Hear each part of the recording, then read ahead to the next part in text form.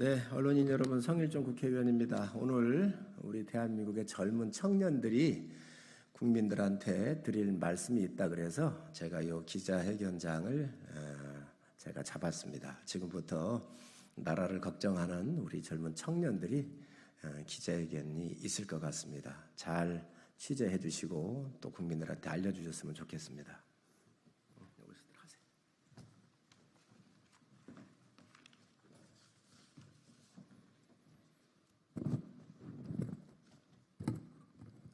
13조 민생 파탄금 미래세대 빚을 거부합니다.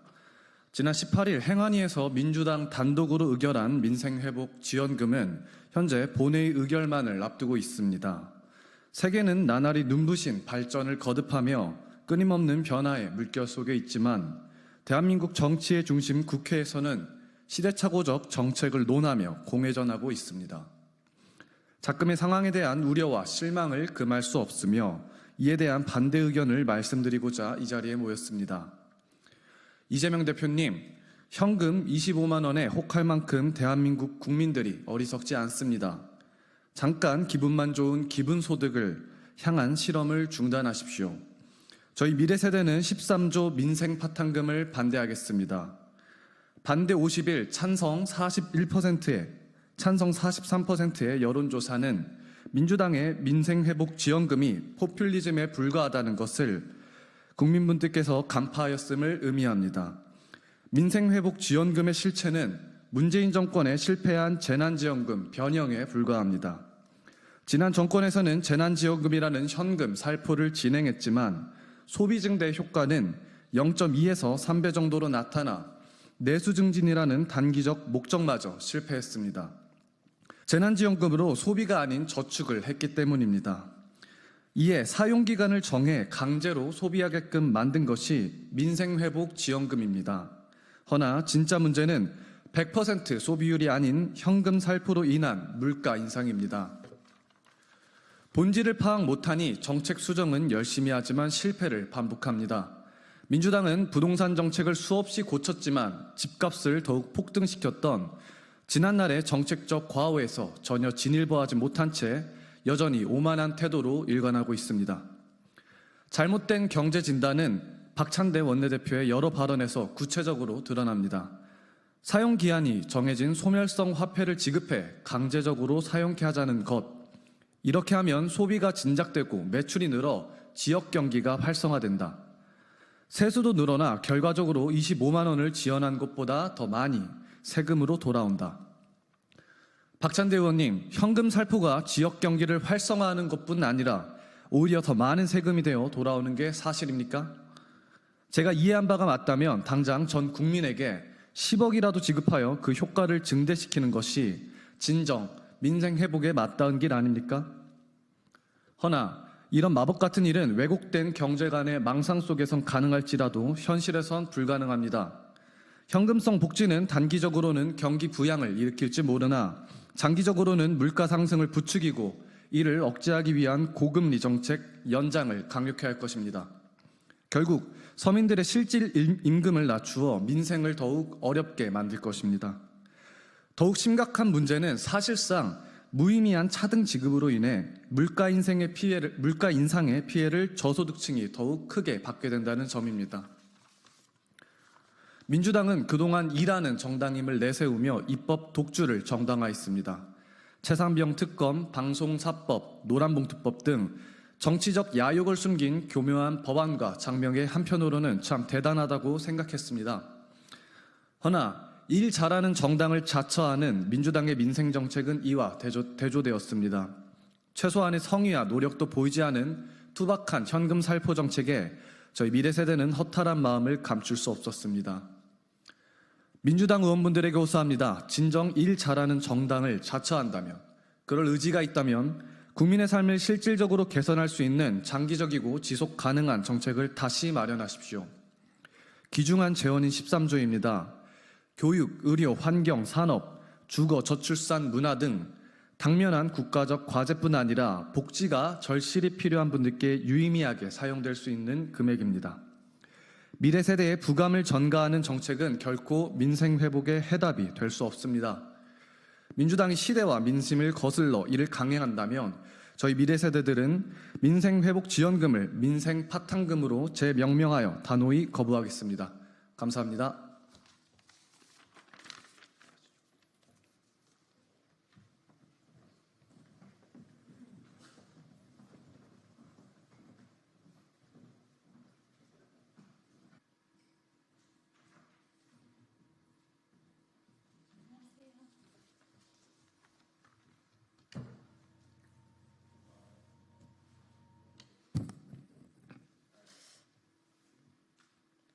안녕하세요.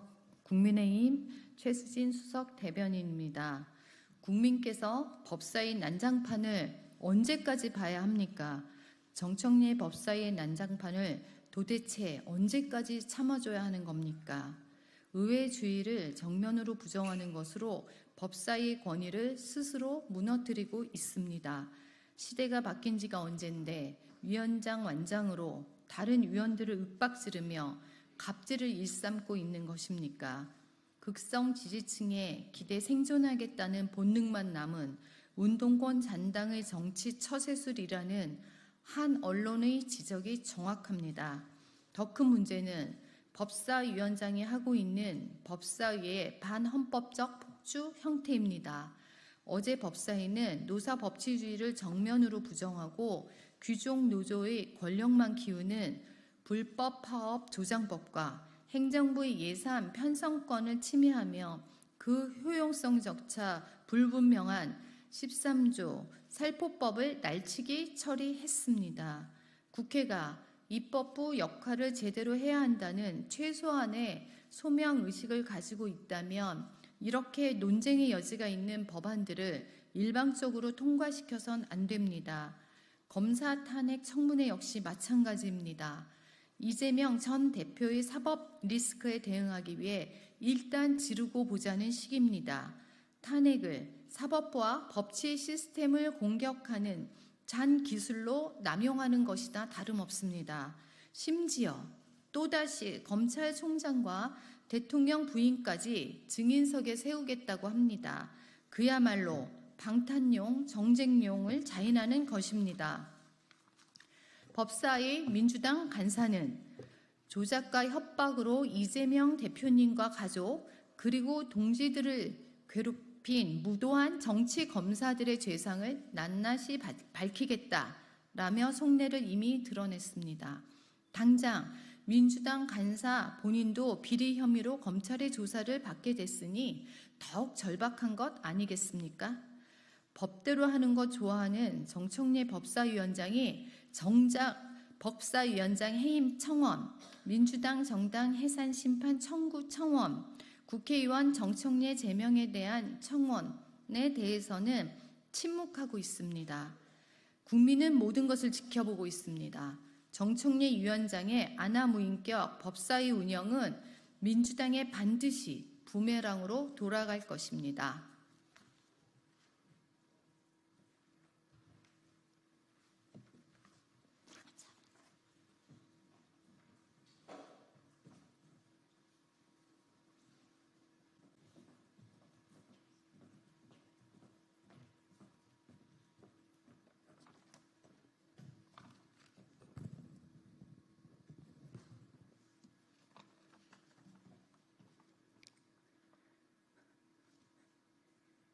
안녕하십니까. 개혁신당 부대변인 이유원입니다. 악성 미분양과 로또 청약, 부동산 시장 양극화의 대책 마련 시급하다라는 제목의 논평하겠습니다. 얼마 전 로또 청약 단지로 관심을 끈 경기 화성시 동탄역 롯데캐슬 무순위 청약에 300만 명 가까운 청약 인파가 몰렸습니다. 역대 무순위 청약 최고 신청자 수를 기록했는데 당첨되면 10억 정도의 시세 차익을 챙길 수 있다는 희망으로 로또 사듯이 몰리면서 일어난 현상입니다. 이 뜨거운 열기와는 정반대로 31일 국토교통부의 2024년 6월 주택 통계에 따르면 지난달 전국 악성 미분양이 15,000가구에 육박한다는 소식입니다. 한 달 새 12%나 증가한 수치로 전체 미분양 주택 역시 7만 4천 가구를 넘어서는 등 미분양 지표가 계속 악화되는 모습입니다. 주택 공급 지표 역시 착공과 분양, 준공은 일부 회복됐지만 비아파트 인허가 물량은 여전히 감소세를 이어가고 있는 상황입니다. 대통령실은 대규모 부동산 공급 확대를 포함한 부동 대책을 마련 중인 것이며 임대차 2법 폐지를 추후 검토한다고 합니다. 임대차 2법 또한 논란이 큰 만큼 폐지든 유지든 개정이든 공론화 과정을 충분히 거쳐 사회적 합의를 도출해내야 합니다. 투기와 미분양의 양극화를 해소할 명쾌한 부동산 종합대책 마련을 촉구하며 단순히 시장의 공급이 부족하다는 말이 많다고 해서 거기에 부합하는 대책을 내려고 한다면 비인기 지역에 공급이 넘쳐나 미분양으로 울고 있는 건설업체와 입주자에 대한 대책 또한 시급하게 내놓아야 한다는 점 잊지 마시기 바랍니다. 네, 감사합니다.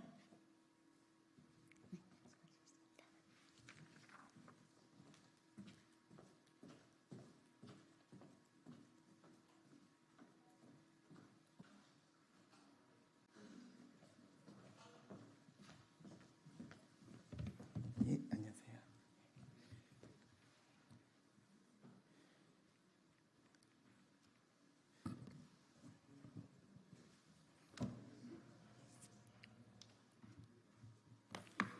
안녕하십니까. 개혁신당 수석대변인 김성렬입니다. 시작하겠습니다. 이진숙, 김문수가 적절하다면 다음은 전광훈 차례인가? 윤석열 대통령이 이진숙 방송통신위원장 임명에 이어 김문수 경사노위 위원장을 고용노동부 장관에 임명하겠다고 나섰습니다. 인사가 만사인데 윤 대통령의 아집은 점입 가경입니다. 아무리 인사권이 대통령 고유 권한이라도 수긍할 수 있는 정도를 넘어섰습니다. 방송계가 학을 띠는 사람을 방송통신위원장으로, 노동계가 치를 떠는 사람을 고용노동부 장관으로 임명하겠다니 그야말로 반대로만 가는 청개구리 인사가 아닐 수 없습니다. 이쯤 되면 김진표 전 의장의 언급대로 윤 대통령이 극우 유튜브에 너무 몰입돼 있는 것은 아닌지 우려가 됩니다. 이진숙 다음이 김문수라면 종교를 담당하는 문화체육관광부 장관은 정광욱 목사가 되어도 이상할 것이 없습니다. 상식을 지키겠다던 윤 대통령의 비상식적 인사가 활용점정에 달하고 있습니다. 장관급 인사는 국정운영 방향을 의미합니다. 낮은 지지율 극복하겠다고 태극기 부대와 손을 잡겠다면 결론은 국정 파탄뿐입니다. 요즘은 호환 마마보다 더 무서운 것이 극우 극좌 양극단 유튜브입니다. 윤 대통령의 비상식적인 인사의 원인이 극단 유튜브에 있다면 이를 당장 끊어야만 합니다. 이진숙, 김문수 대신 국민 눈높이에 맞는 인사를 임명할 것을 강력히 촉구합니다. 감사합니다.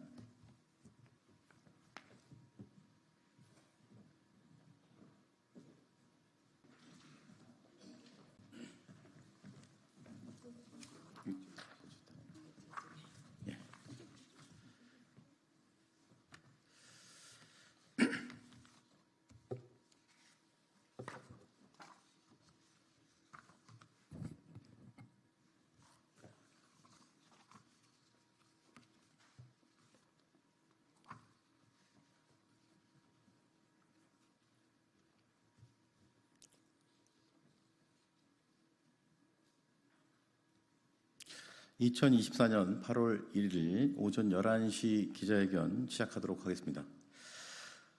안녕하십니까. 저는 대한민국을 더욱 정의롭고 민주적인 사회로 만들기 위해서 검찰 사법개혁 분야에서 앞장서고 있는 시민단체 사법정의 바로 세우기 시민행동 상임대표 김한매입니다.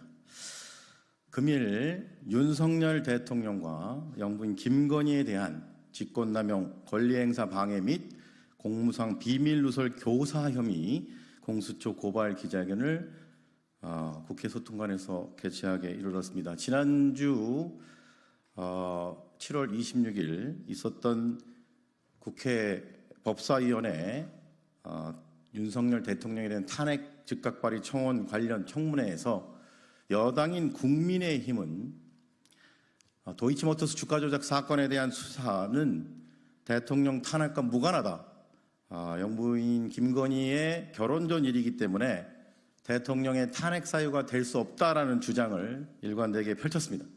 하지만 대통령의 탄핵 사유가 될 수밖에 없는 이유는 그 도이치모터스 주가 사건 조작 사건에 대한 수사를 과연 대통령이 공정하고 일반 국민에 준하여 되도록 그렇게 했는가라는 질문에 대해 우리 국민들은 전혀 그렇지 않다. 오히려 대통령의 부인, 영부인이기 때문에 일반 국민과 달리 특혜성, 황제조사 그리고 특검법이 김건희 특검법을 대통령이 자신의 부인에 대한 수사를 저지시킬 목적으로 거부를 했기 때문에 이것은 명백한 사적 목적의 직권남용이다. 즉 대통령의 탄핵 사유가 맞습니다. 이에 금일 기자회견에 이르게 되었습니다. 먼저 금일 기자회견에 참석하신 참석자를 소개하도록 하겠습니다. 국회 법사위 소속으로 검찰 사법개혁 분야에서 정말 앞장서고 계시고 또 근본 더불어민주당 전당대회에 서울시당 위원장으로 출마하신 더불어민주당 장경태 의원님 함께 해주고 계십니다. 그리고 우리 사생과 함께하고 계시는 시민 대표자분들 함께 하고 계십니다. 기자회견 순서는 먼저 기자회견 낭독을 하고 기자분들 질문 있으면 브리핑룸으로 옮겨서 질문 응답하도록 하겠습니다. 그러면 지금으로부터 윤석열 대통령, 김건희 여사에 대한 직권남용, 권리행사 방해 및 공무상 비밀누설 교사 혐의 공수처 고발 기자회견문을 낭독하도록 하겠습니다. 기자회견문. 지금까지 대한민국 헌정사상 이런 대통령 부부는 없었다. 김건희 국정농단 사태 강력히 규탄한다. 공수처는 살아있는 권력에 대한 성역 없는 수사라는 공허한 말만 반복 말고 대통령 부부 혐의 즉각 수사하라. 윤석열 대통령은 고발일 현재 총 15건의 법률안에 대해 거부권을 행사했습니다. 제6공화국을 출범시킨 1987년 헌법체제 이후 노태우, 김영삼, 김대중, 노무현, 이명박, 박근혜, 문재인, 윤석열 등 총 7명의 모든 대통령을 통틀어서 윤석열 대통령은 가장 많은 법률안 거부권을 행사한 대통령입니다. 심지어 이는 윤석열 정부가 출범한 지 불과 2년 2개월밖에 지나지 않은 시점의 기록입니다. 현재까지 대통령 본인이나 가족 비리에 대한 특검, 특히 동일한 특검 법안에 대해서 2번이나 거부권을 행사한 대통령은 윤석열 대통령이 헌정사상 유일합니다. 김건희 여사 특검 법안에 대한 거부권 행사까지 합치면 총 3번에 걸쳐 대통령 본인과 배우자가 수사 대상인 특검 법안에 대해 거부권을 행사했습니다. 한편 2020년 4월경 당시 검찰총장 배우자였던 현재 영부인 김건희는 도이치모터스 주가 조작과 관련하여 자본시장법 위반 등 혐의로 서울중앙지검에 고발당하였으나 고발당한 지 무려 4년 3개월, 윤석열 정부가 출범한 지 2년 2개월 만인 2024년 7월 20일에서야 검찰 청사가 아닌 경호처 부속 건물에서 검찰 출장 조사를 받았습니다. 아울러 최재형 목사로부터 김창준 전 미 연방 하원 의원 국립현충원 안장과 통일TV 방송 재개 등의 청탁을 받을 무렵인 2022년 9월 13일에 300만 원 상당의 명품 디올백을 선물로 받고 이를 반환하지 않아 서울의 소리 등으로부터 청탁금지법 위반 등 혐의로 2023년 12월경에 고발을 당한 사건에 대해서도 같은 날인 2024년 7월 20일 오후에 피의자 조사가 이루어졌습니다. 2022년 9월 13일 영부인 김건희가 명품백을 수수할 당시에 명품백 수수 장소였던 코바나 컨텐츠의 사무실 밖 복도에는 신라 면세점 에코백을 들고 대기하던 남녀가 있었는데, 이와 관련하여 대통령실은 영부인 김건희에게 보고하기 위해 대기하던 여 비서관들과 남자 경호원이었다고 국민에게 해명한 바 있습니다. 이에 다음의 혐의로 피고발인 윤석열과 김건희를 공수처에 고발합니다. 1. 직권남용 권리행사 방해 점. 대통령의 직무권한은 방대하고 막강합니다. 하지만 아무리 대통령이라 하더라도 국민이 부여한 대통령의 직무권한은 헌법과 관계 법령에 의해 민주적 통제를 받는 것이 헌법 정신이며 국정운영의 기본 원칙입니다. 대통령 역시 엄연히 국가공무원의 한 사람이자 국가공무원으로서 국가와 국민에 대하여 봉사하는 자세로 자신의 직무권한을 절제하여 행사해야 합니다. 그런데 피고발인 윤석열은 이러한 헌법 정신에 위배하여 국민의 대표자인 국회의원 다수의 의사로 의결하여 정부로 송부한 최혜병 특검 법안이나 김건희 특검 법안을 국익이나 국민의 관점보다는 자신 및 배우자 범죄 혐의가 연루된 특검 수사를 저지시킬 사적 목적으로 거부권을 함부로 남용하고, 특히 영부인 김건희가 연루된 도이치모터스 주가 조작 사건에 대한 피의자 조사를 정당한 사유 없이 윤석열 정부가 출범한 지 무려 2년 2개월이나 지나 지연시키는 것은 물론 헌정사상 유례없는 황제 출장 조사를 받도록 하여 법 앞에 평등이라는 헌법 규정을 무력화시키고 형사사법 시스템에 대한 국민의 신뢰를 심대하게 훼손시키는 등 그 누구보다 헌법을 수호해야 할 책무가 있는 1호 국가공무원으로서의 책무를 망각하고 직권남용을 저지른 혐의가 있습니다. 결국 피고발인 윤석열은 국가 국민을 위해 봉사하는 자세로 국민이 부여하여 헌법과 법령에 의해 민주적 통제를 받아야 하는 대통령의 직무권한을 함부로 남용하여 국가나 국민 전체의 유익을 위해서가 아니라 자신 및 배우자가 수사 대상인 특검 수사를 저지시킬 사적인 목적으로 국민의 대표자인 국회의 다수의 의사로 의결하여 국회를 통과한 특검 법안이 공포 및 시행되지 못하게 상습적으로 방해하고 국회의원들이 의무 없는 일인 재의결을 반복하게 만들고 영부인 김건희가 연루된 도이치모터스 주가 조작 사건 수사와 관련하여 주가 조작 사건 및 명품백 수수 사건 수사와 관련하여 일반 국민은 사실상 불가능한 특혜성 피의자 조사를 받도록 검찰총장을 패싱하고 대통령실이 서울중앙지검장에게 직접 지시를 하는 등 부당한 영향력을 부하 공무원들에게 행사했으므로 직권남용죄의 죄책을 져야 마땅합니다. 2. 공무상 비밀 누설 교사의 점. 2022년 9월 13일 피고발인 김건희가 명품백을 수수할 당시에 명품백 수수 장소였던 코바나 컨텐츠 사무실 밖 복도에는 신라 면세점 에코백을 들고 대기하던 남녀가 있었는데, 이와 관련하여 대통령실은 피고발인 김건희에게 보고하기 위해 에코백 안에 서류를 담고 대기하던 여 비서관들과 남자 경호원이었다고 국민들에게 해명했습니다. 그렇다면 이는 피고발인 김건희가 해당 비서관들과 경호원에게 대통령 해외 순방 일정이라는 국가 기밀 등을 담은 국가 기밀 문서들을 에코백에 담아서 대통령실 건물 밖 코바나 컨텐츠 사무실로 유출하도록 교사한 행위이므로 공무상 비밀 누설 교사의 죄책을 져야 마땅합니다. 예비처럼 피고발인 윤석열과 김건희를 고발하오니 법 앞에 평등이라는 헌법 규정이 국민의 한 사람인 대통령과 영부인에게는 달리 적용되어 형사사법 시스템에 대한 국민의 신뢰를 더욱 붕괴시키는 일이 없도록 피고발인들의 혐의에 대해 철저히 수사하고 엄중히 처벌하여 주기를 사법정의를 바라는 수많은 국민을 대신하여 강력히 촉구하는 바입니다. 2024년 8월 1일 사법정의 바로 세우기 시민행동. 이상으로 기자회견문 낭독을 마치고 관련된 질문 있으시면 브리핑룸으로 이동해서 질문 간략하게 받도록 하겠습니다. 네, 그러면 이상으로 윤석열 대통령 부부에 대한 직권남용, 권리행사 방해 및 공무상 비밀누설 교사 혐의 공수처 고발 기자회견을 마치도록 하겠습니다. 함께해 주셔서 감사합니다.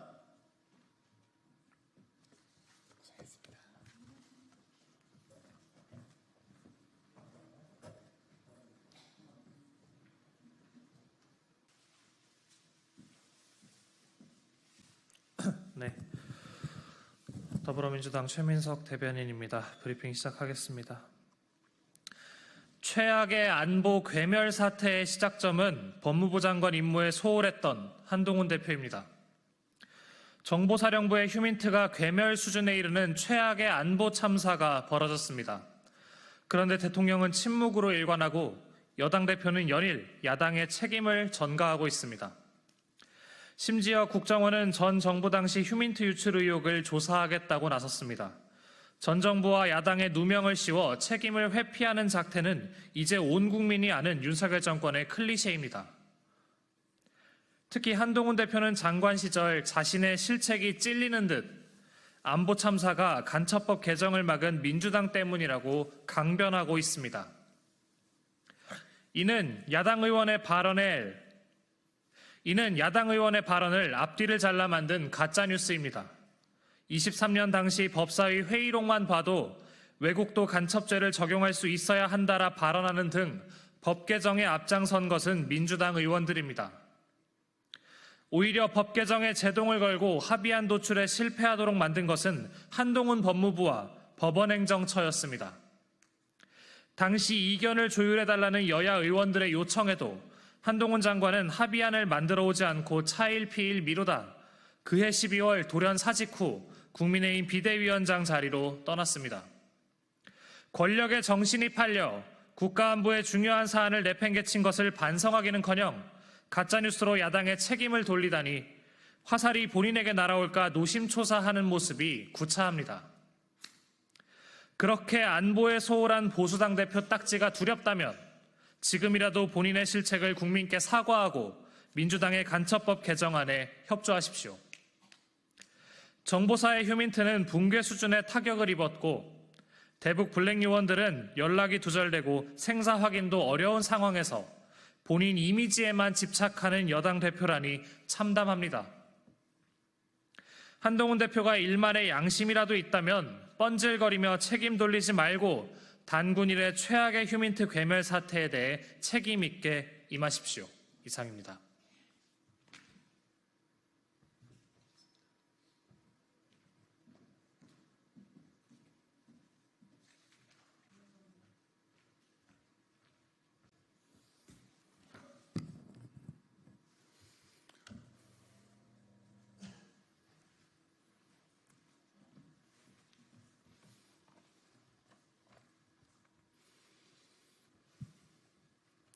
예, 시작하겠습니다. 진보당 대변인 홍성규입니다.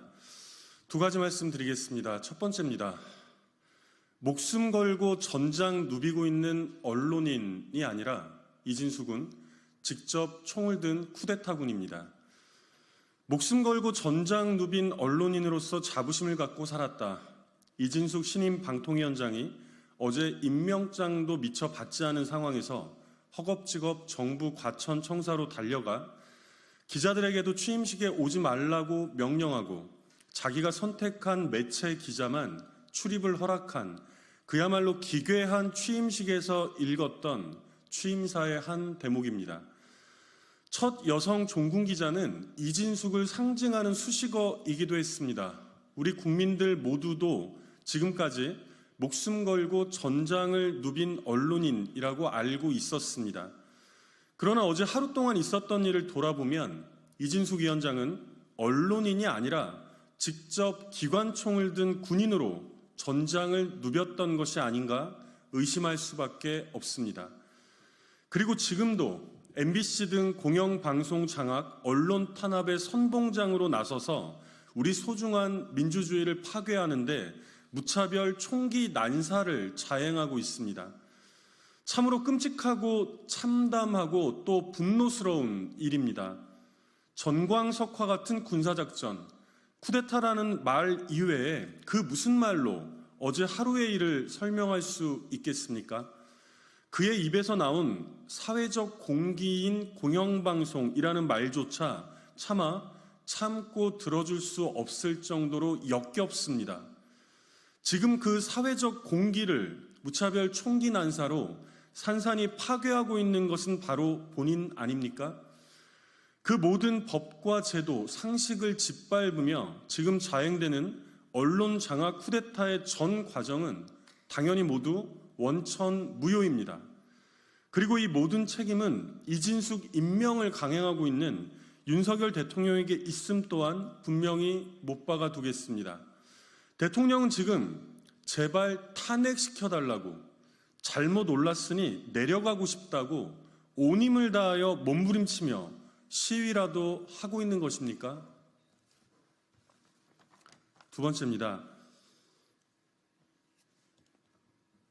벌써 1조 원이 넘었습니다. 역대 최고치의 임금 체불, 김문수 노동부 장관 임명이 더욱 부추길 것입니다.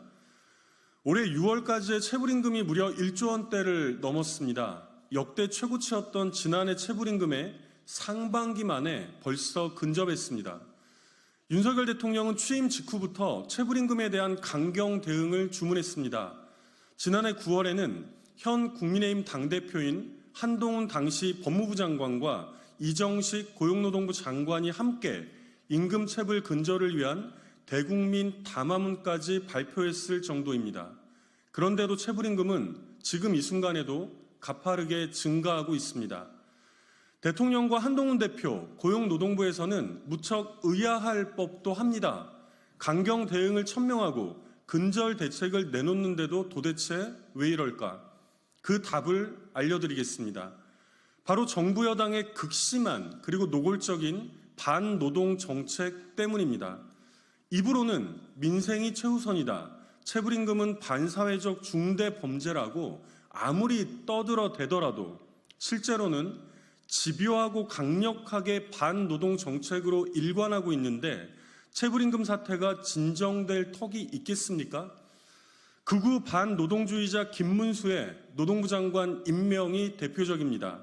심지어 얼마 전에는 지난 5년간 임금 체불 신고 건수가 무려 245건에 달했던 처가의 기업에 모범 납세자 표창을 주도했던 강민수를 국세청장 후보자로 지명하지 않았습니까?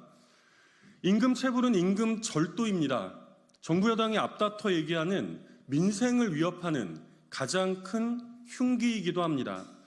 정부 여당의 반노동정책 국정 기조를 전환하지 않고서 천문학적 체불임금 사태는 절대로 해결되지 않을 것입니다. 당장 김문수 고용노동부 장관의 후보 지명부터 즉각 철회하십시오. 이상입니다.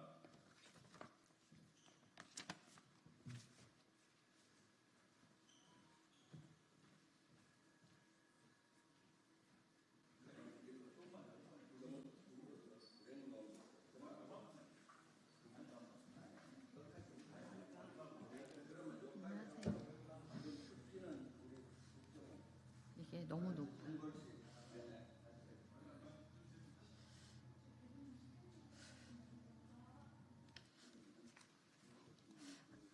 안녕하세요. 국민의힘 최수직 수석 대변인입니다. 민주당의 탄핵 남발, 막가파식 정치 공세 끝에는 민심의 엄중한 심판만이 기다리고 있을 뿐입니다. 절대 의석수를 무기로 힘자랑에 취한 거대 야당은 매일같이 탄핵의 칼날을 휘두르며 저주의 구판을 벌이고 있습니다. 민주당은 방통위원장 임명 전부터 낙마를 외치더니 예상대로 이진숙 위원장이 출근한 첫날부터 탄핵을 하겠다며 으름장을 놓았습니다. 묻지마 탄핵이라는 짜여진 시나리오대로 군사작전 하듯 움직이는 모습은 국회의 권력을 틀어주고 국민위에 군림하려는 다수당의 폭정을 여실히 보여주고 있습니다.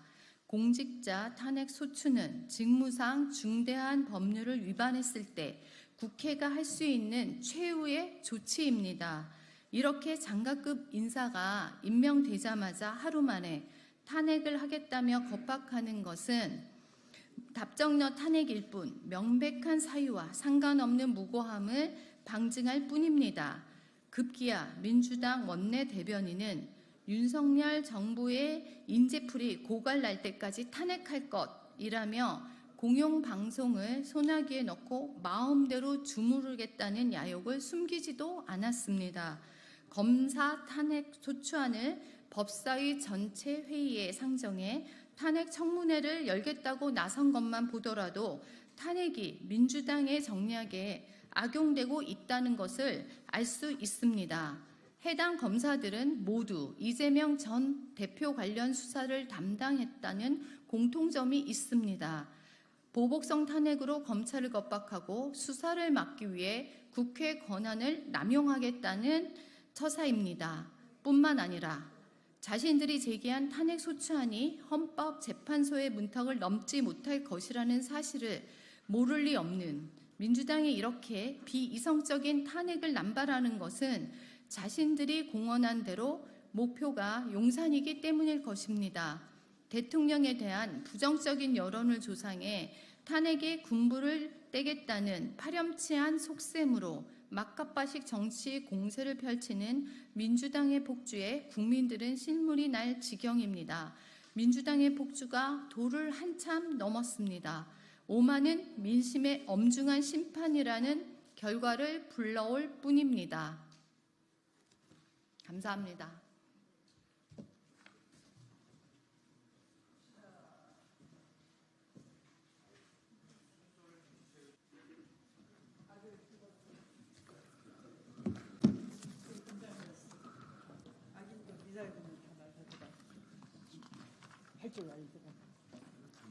네. 네, 차려 경례. 네. 오늘 더불어민주당 국방위원과 조국 혁신당 국방위원이 함께 기자회견을 하겠습니다. 정보사의 불액 요원 유출 대형 안보 참사에 관련된 기자회견입니다.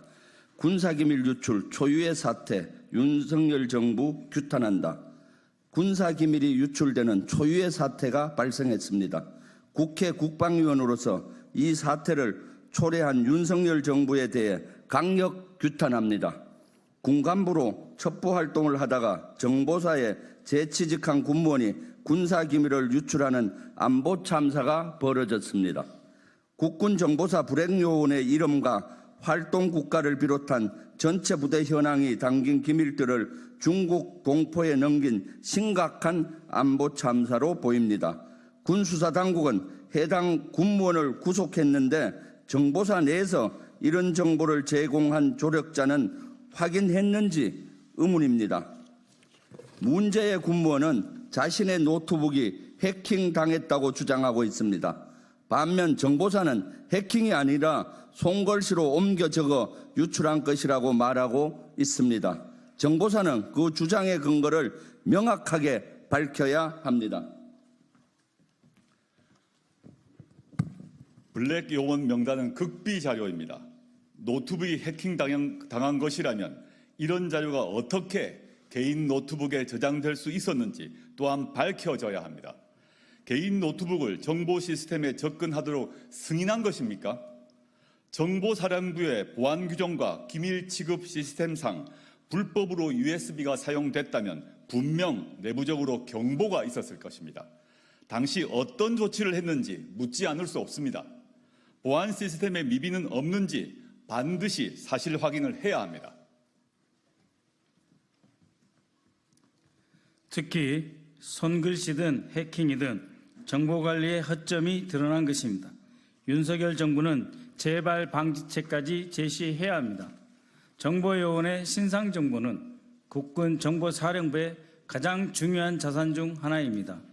이것이 유출되었다면 안보의 구멍이 뚫린 명백한 대참사입니다. 문제의 군무원에게 이 정보를 제공한 이가 누구인지, 제공한 게 아니라면 허술하게 정보를 관리한 게 누구인지 명명백백히 밝혀야 한다고 거듭 촉구합니다. 아울러 방첩 업무를 책임지고 있는 방첩사령부 또한 정보사령부 내 기밀 유출을 사전에 막지 못했다라고 하는 점에서 책임을 면할 수 없을 것입니다. 2024년 8월 1일 국방위원회 더불어민주당, 조국혁신당, 김민석, 김병주, 박범계, 박선원, 박찬대, 부승찬, 안규백, 추미애, 허영, 황희, 조국, 일동. 감사합니다.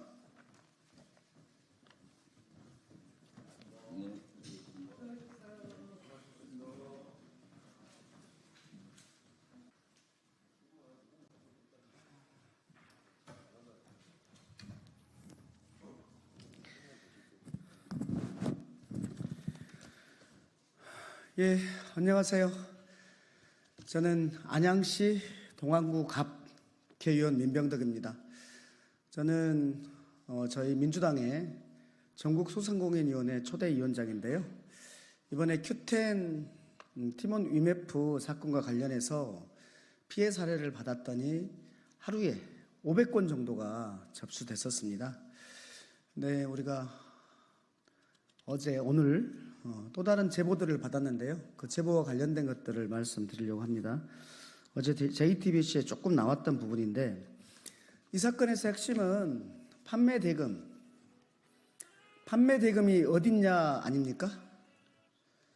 분명히 직전까지 판매를 하고 그 구매자들로부터 돈을 받았는데, 그 돈을 정산해 줘야 되는데 그 정산을 늦게 해주는, 정산 주기를 늦게 해주는 그 사이에 그 돈을 가지고 활용한 것들이 문제여서, 이 문제에 대한 이제 향후에 어떻게 막을 것인가에 대한 문제가 있겠지만, 여기서 핵심이 뭐냐면 지금 그 판매 대금이 어디 있냐, 그것을 찾아야지 우리 피해자들의 피해를 배상할 거 아닙니까? 그래서 구형배의 책임 재산을 찾는 것이 지금의 핵심이기 때문에 구형배의 지분 구조, 돈이 어디에 숨겨 있겠다라는 내용들에 대해서 지금 말씀드리는 겁니다. 지금 구형배 회장 중심으로 본 지분 구조, 이게 여기 있는 게 구형배 회장 중심으로 보이는 지분 구조입니다. 이 지분 구조를 보면은 구형배 회장이 이렇게 많은 곳에다가 국내에 이렇게 많은 걸 가지고 있습니다. 그 중에서 보면은 지오시스 PTE라는 게 있습니다. 지오시스 PTE는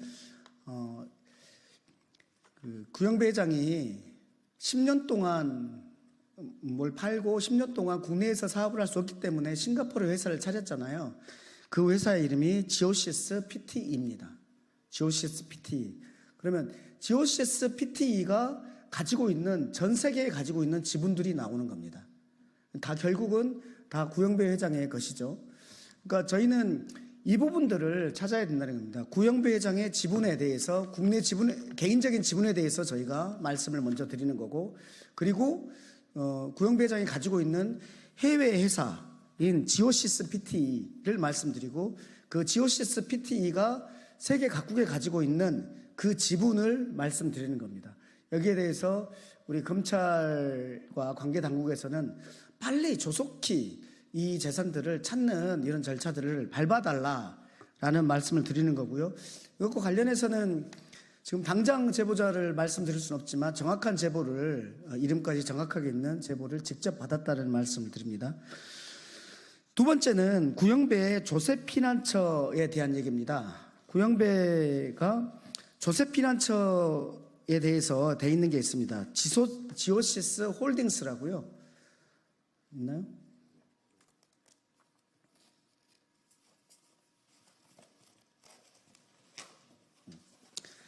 예, 지오시스 홀딩스입니다. 이 지오시스 홀딩스가 버진 아일랜드라는 조세 피난처에 이렇게 사인되어 있는 모습이 보이죠. 그 사인되어 있는 모습이 이 구형배에 직접 사인하고 비교를 한 것입니다. 이것이 동일합니다.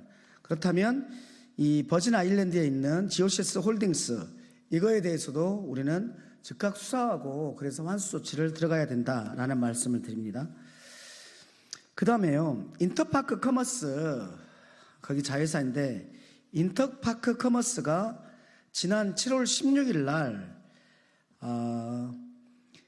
거짓 공지로 판매자를 안심시켰다라는 부분이 있습니다.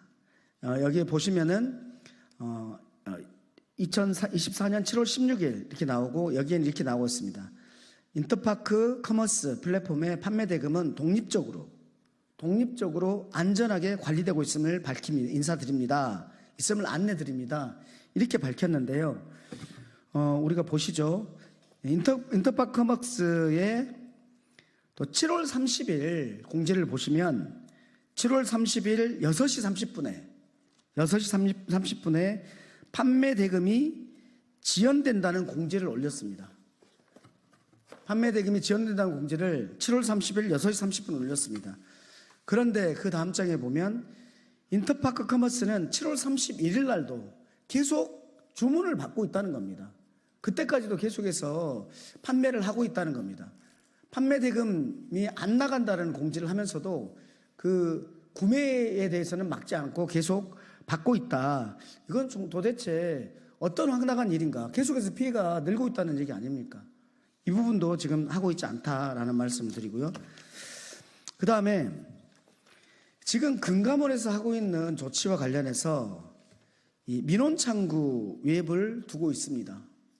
그런데 이 사건이 이렇게 중요하면 별도의 웹을 두어서 민원 창구를 두어야 되는데 이걸 두지 않고 안이하게 대처하고 있다라는 말씀을 드리고, 소비자원에서는 지금 집단 분쟁, 여행에 대해서 집단 분쟁과 관련해서 집단 소송을 위한 원고 모집, 이것만 하고 있습니다. 소비자원에서 지금 하고 있는 것이 너무 안이하다라는 말씀을 드리고, 그리고 저희가 피해자들의 피해 사례들을 보다 보니까 우리 대책 중에서 비어 있는 곳들이 많이 있습니다. 구매 피해자의 사각지대가 많은데요. 첫째는 신용카드 중에서 할부 계약과 같은 경우에는 어떻게 되는 거냐. 신용카드 일시불은 처리해 준다고 했는데, 그러면 할부 계약도 일시불하고 동일하게 이것을 처리해 주어야 된다라는 주장이 있는 거고요. 두 번째는 계좌 이체 방식으로 이체한 이것에 대해서 지금 구제가 안 되고 있다. 계좌 이체 방식으로 결제한 것에 대해서 구제가 되지 않고 있다라는 말씀이고요. 세 번째, 휴대폰 결제로 한 사람들도 있습니다. 이동사 통신요금에 포함해서 이게 나오는데 이 부분에 대해서도 지금 구매 피해자가 사각지대이다라는 말씀을 드리고, 그리고 제가 현안 질의 때 제기했던 부분이 있는데요. 티몬 캐시와 관련해서 10%를 할인해서 받았습니다. 현금 18,000원을 주면은 10%인 2만 원을 티몬 캐시를 주고 현금을 확보한 거죠. 그리고 이제 이 티몬 캐시를 가지고 있는 사람들인데 이 티몬 캐시 사용할 수 없는 거 아닙니까? 이거에 대해서 환불 신청이 지금 안 되고 있기 때문에 여기에 대해서도 구제를 해야 된다라는 말씀을 드립니다. 그리고 마지막으로 한 말씀 더 드리겠습니다. 지금 금감원에서 TMF 경영 개선 계획 이행 실적 보고서를 금감원이 매달 받기로 돼 있습니다. 분기별로 받기로 돼 있습니다. 22년 6월 17일에 그 이후부터 분기별로 금감원이 이걸 받기로 돼 있는데 이 자료를 국회에 제출을 해야 한다고 촉구를 합니다. 또 하나 추가드리면 TMF가 금감원에다가 매 분기마다 이행실적 보고서를 내면 금감원에서 이것에 따른 내부 보고 자료를 만듭니다. 이것을 가지고 계속 보고를 했을 거거든요. 금감원이 TMF의 이행실적 보고서를 분석하고 내부에 보고한 내부 보고 자료, 이 보고 자료까지 국회에 제출할 것을 촉구한다는 말씀을 드립니다.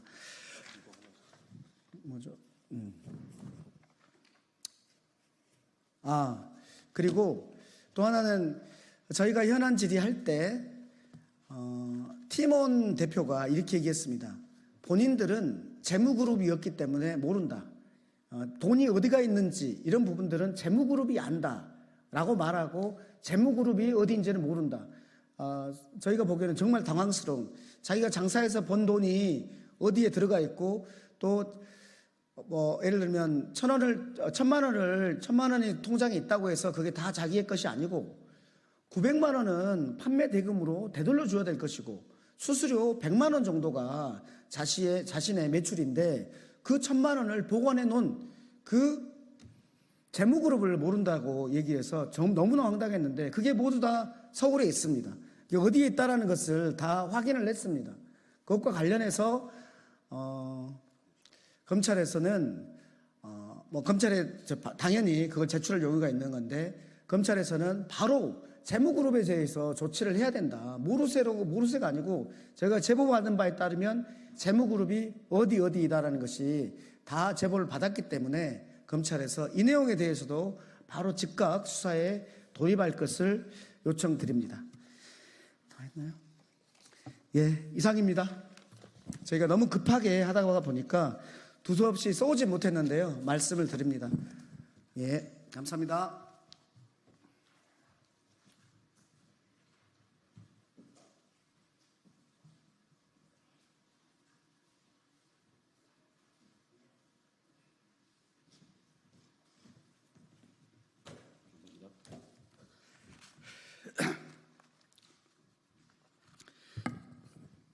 인사드리겠습니다.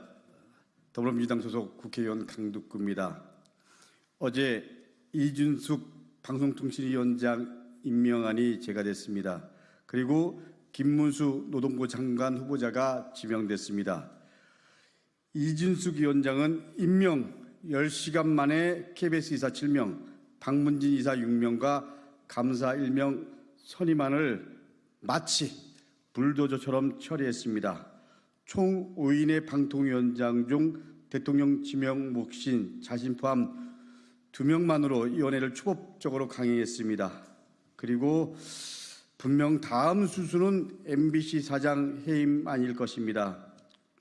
합의제 기관인 방통위를 사유화하고 그리고 윤석열 정권의 방송장악 작전을 정광석화 같이 실행해 나가고 있는 것입니다. 대전 MBC 사표 제출 당일에 가게까지 옮겨가면서 법인카드로 100만 원어치 이상 빵을 구매했다고 하니 이 정도 위법은 눈 하나 깜빡 않고 당연히 할 수 있는 인물입니다. 그게 대통령이 선택한 이유였을 겁니다. 윤석열 대통령의 이준숙 임명은 50 시절 땡전 뉴스를 땡윤 뉴스로 부활하겠다는 포석이자 언론과 싸우겠다, 국민과 싸우겠다라는 선언입니다. 윤석열 대통령 아바타 이준숙이라고 생각하시면 될 것 같습니다. 김문수 노동부 장관 후보자 역시 노동자와 국민을 무시해온 대표적 인물입니다. 입만 열면 노동을 비하하고 그리고 입만 열면 노동을 탄압해온 대표적인 인사, 그리고 국민의 안타까운 죽음을 정쟁이 언어로 공격해온 당사자입니다. 불법 파업의 손배폭탄이 특효약이다. 문호조 조임금 사업장에 감동받았다. 민노총이 김정은 기쁨조 맞죠. 세월호처럼 저렇게 죽음의 급판을 벌이고 있는 자들 물러가라. 노동자를 향한 국민을 향한 망언을 아무렇지 않게 내뱉는 사람을 윤석열 대통령은 노동부 장관으로 지명한 것입니다. 노동자와 싸우겠다, 국민과 싸우겠다는 선전포고 아니고 무엇이겠습니까? 인물이 없어서가 아닙니다. 언론과 싸우고 그리고 노동자와 싸우고 국민과 싸우는 그런 인물을 일부러 전면에 내세우고 있는 겁니다. 국민과 싸워서 이긴 권력은 없습니다. 어떻게 보면 윤석열 정권 스스로가 탄핵의 시간을 점점 빨리 가게 만들고 있습니다. 이제 우리 국회도 탄핵으로 가는 시간이 점점 다가오고 있음을 확인하고 있습니다. 탄핵이 안 되면 대통령 하야까지 고민할 수밖에 없는 상황이 오고 있는지도 모릅니다. 이 모든 것은 윤석열 대통령이 만들고 있음을 분명 경고합니다. 저 강덕구는 망설임 없이 반 언론 정권, 반 노동 정권, 반 국민 정권 탄핵에 나설 수밖에 없는 상황을 만든 윤석열 정권과 맞서 싸우겠다는 각오를 분명 전달합니다. 이상입니다.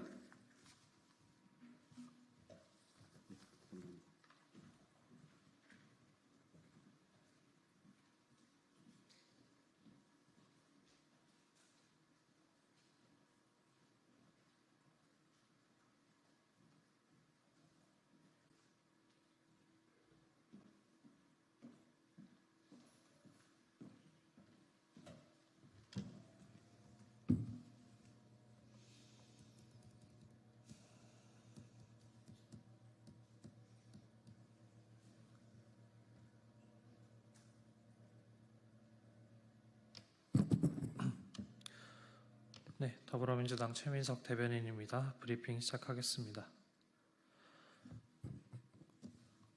윤석열 정부는 나라 살림에 구멍 내놓고 뭘 믿고 일이 한가합니까? 이제 겨우 상반기가 지났을 뿐인데 나라 살림에 벌써 구멍이 났습니다. 그런데도 윤석열 정부는 부자 감세에 올인하고 있으니 황당합니다. 올해 상반기 국세 수입이 전년 대비 10조 원 감소하며 연간 세수 예상치의 약 45%에 그치면서 또다시 세수 펑크의 그림자가 드리우고 있습니다. 아쿠아일로의 내수, 기업 실적 부진과 2달 연속 마이너스를 기록한 전 산업 생산을 고려하면 하반기에도 반전은 어려울 가능성이 큽니다. 그런데도 윤석열 대통령은 상속세 개편 등 부자 감세를 더욱 강하게 밀어붙이고 있으니 도대체 어쩌자는 것인지 모르겠습니다. 누구보다 건전재정을 강조했던 것은 윤석열 대통령입니다. 세수 펑크가 해마다 반복되며 국가 재정에 어려움을 겪는 것이 건전재정인지 똑바로 답하십시오. 어차피 여소야대 국회에서 야당이 반대할 테니 못 먹는 감 찔러나 보는 식으로 마구잡이 감세안을 던지는 것입니까? 아니면 나라 곳간이 어찌되든 부자들 살림만은 지켜주려는 자신의 마음을 확실히 보여주고 싶었습니까? 서민들은 가뜩이나 어려운 살림에 각종 공공요금마저 올라 하루하루가 힘든데 대통령은 부자들만 쳐다보고 있으니 기가 막힐 노릇입니다. 윤석열 대통령은 3연속 세수결손 경보가 울리는데도 대책 없이 부자 감세를 밀어붙이는 이유를 분명히 설명하고 말라가는 나라 곳간을 대체 어떻게 충당할 것인지 답해야 합니다. 나라 살림 망쳐놓고 부자 감세에만 매달리는 윤석열 정부의 무책임한 국정 운영이 계속된다면 국민의 한숨은 함성으로 바뀔 것임을 엄중히 경고합니다. 이상입니다. 처음부터 할까요? 네, 다시 하겠습니다. 윤석열 정부는 나라 살림에 구멍 내놓고 뭘 믿고 일이 한가합니까? 이제 겨우 상반기가 지났을 뿐인데 나라 살림에 벌써 구멍이 났습니다. 그런데도 윤석열 정부는 부자 감세에 올인하고 있으니 황당합니다. 올해 상반기 국세 수입이 전년 대비 10조 원 감소하며 연간 세수 예상치의 약 45%에 그치면서 또다시 세수 펑크의 그림자가 드리우고 있습니다. 아쿠아일로의 내수, 기업 실적 부진과 2달 연속 마이너스를 기록한 전 산업 생산을 고려하면 하반기에도 반전은 어려울 가능성이 큽니다. 그런데도 윤석열 대통령은 상속세 개편 등 부자 감세를 더욱 강하게 밀어붙이고 있으니 도대체 어쩌자는 것인지 모르겠습니다. 누구보다 건전재정을 강조했던 것은 윤 대통령입니다. 세수 펑크가 해마다 반복되며 국가 재정에 어려움을 겪는 것이 건전재정인지 똑바로 답하십시오. 어차피 여소야대 국회에서 야당이 반대할 테니 못 먹는 감 찔러나 보는 식으로 마구잡이 아니면 나라 곳간이 어찌되든 부자들 살림만은 지켜주려는 자신의 마음을 확실히 보여주고 싶었습니까? 서민들은 가뜩이나 어려운 살림에 각종 공공요금마저 올라 하루하루가 힘든데 대통령은 부자들만 쳐다보고 있으니 기가 막힐 노릇입니다. 윤석열 대통령은 3연속 세수결손 경보가 울리는데도 대책 없이 부자 감세를 밀어붙이는 이유를 분명히 설명하고 말라가는 나라 곳간을 대체 어떻게 충당할 것인지 답해야 합니다.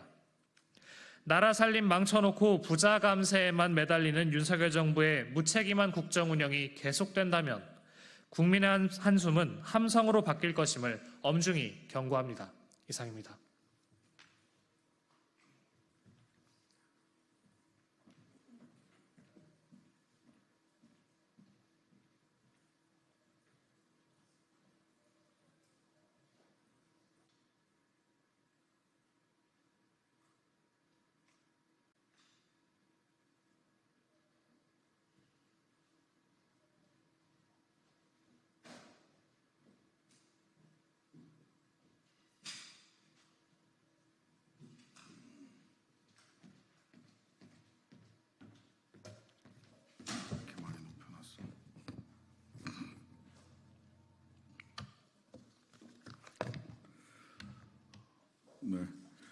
조국혁신당 신장식 의원입니다. 네. 오늘은 TMF 사태, 디지털 가전업체, 피해업체 현장 간담회가 오늘 오전에 있었는데요. 현장 간담회에서 나왔던 이야기들 관련해서 기자회견을 브리핑을 하도록 하겠습니다. 시작하겠습니다.